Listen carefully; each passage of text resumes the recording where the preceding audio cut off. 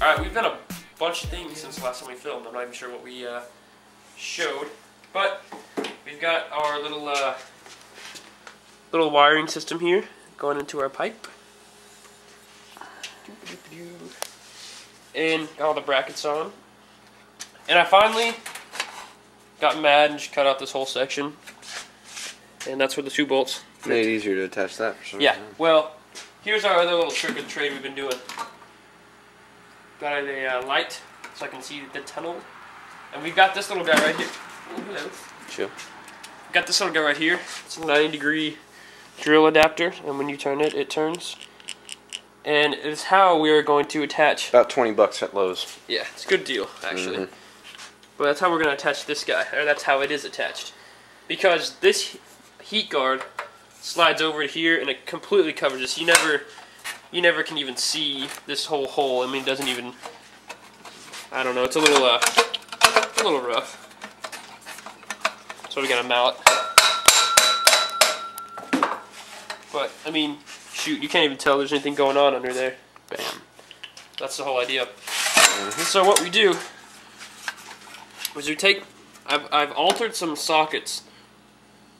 Oh, that's okay. It's no big deal. I've altered some sockets. I was just gonna say turn it off. Oh, well, okay, that's good. Good. Keep going. I've altered some sockets. I said that like 4 times now. And they used to be a lot longer this way and a lot longer that way.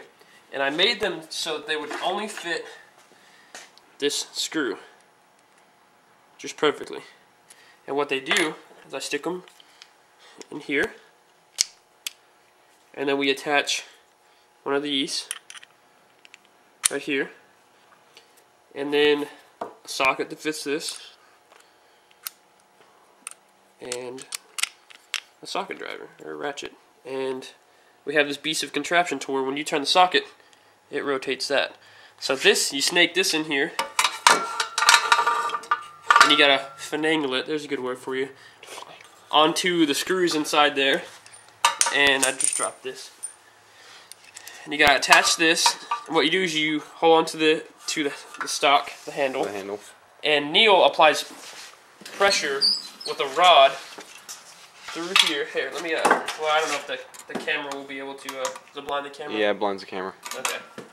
Well, I can kind of see it. See what's kind of going on inside there? Not really, your head's in the way. Yeah, well, here, hold this light. I'll get this onto there.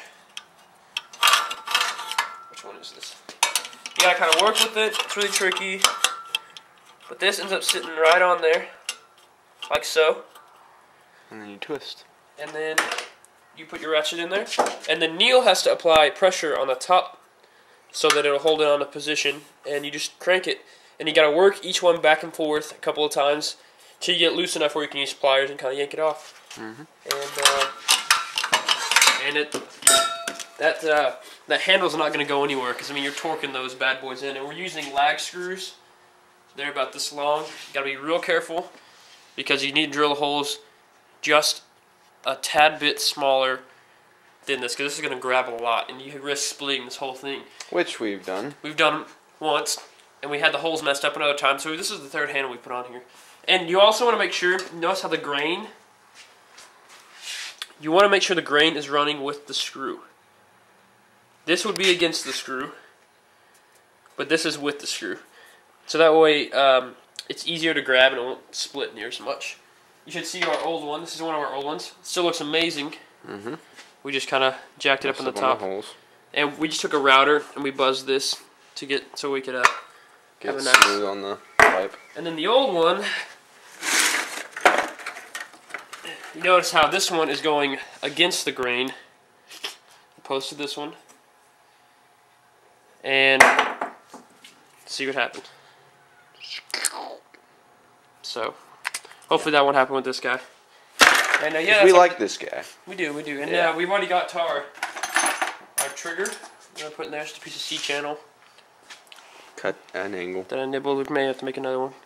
And then this is our trigger guard. Trigger guard. And it'll go. Which we might have to fix again. Yeah. Maybe. We'll see. Goes right here, and they'll embed that in. and then 2 screws, and a thing to hold the strap. And then all we have to do is sights, the front clasp side, at the back, and the flash guard. And some crap back here. And oh, I guess we've shown the light bulb stuff. Totally forgot about that. We have rigged up this little light bulb inside here. Hey, we're missing a screw. Yeah, because remember. We had a glue piece. Anyways, this is a little light bulb. We're gonna paint it red. And what they did is they used that to tell if the circuit was good, so they could fire, because it was also battery operated.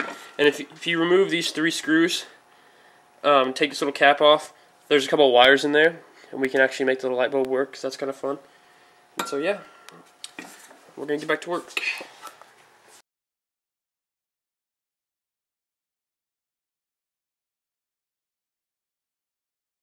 Okay, so we accomplished a couple of the impossible tasks since last time.